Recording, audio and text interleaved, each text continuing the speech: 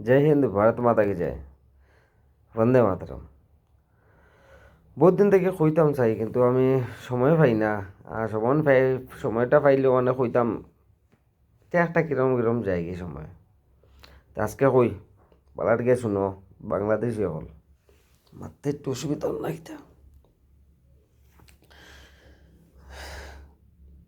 হইয়ার যারা বর্ডার আসুন, তারা খালি যে স্পেশাল যে বর্ডারের লাগিও যে জন্মিছুন ইলা নাই। ইতা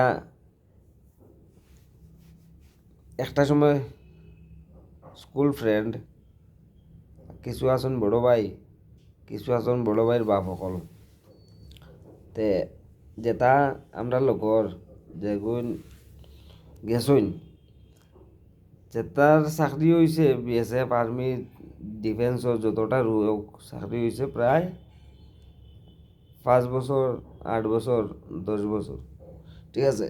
ইটা কি জাত ফুঙ্গা, ইটা কি জাত ফুঙ্গা, ইটা আপনার জানা আছে। ইটা যদি তোমরা বাংলাদেশি ইতারা যদি পাইন, এটাই কোন ধরনের শাস্তি দিবা আমি চিন্তা করলে আমার হাসিও উঠে। এটা কি যা দিয়া দিবা, ওটা লাগে হইলাম। আর এর থেকে বড় যারা আসুন, ইটাই কি ধরনের দিবা। আর এর থেকে বড় যেগুন আসুন, ইটাই কিলা দিবা। এর লাগি আর ওখান করে যেগুন কে ঢুকছুন, ইগুনতে কিলা দিবা। ইগুন তো পুরা চেংড়া,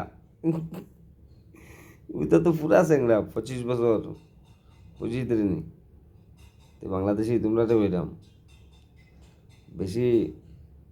আর বিশেষ করে নর্থ ইস্ট বাইতে চাইও না।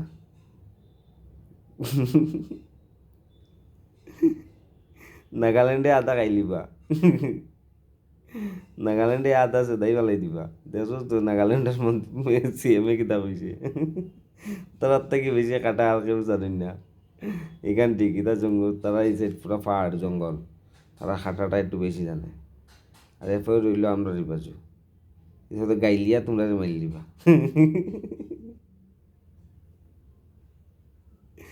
এর লেগে ওইরাম তোমরা ওখানে থাকো, যতখান আছে অতখান লইয়া থাকো, ওখান তোরে আগে ঠিক করো।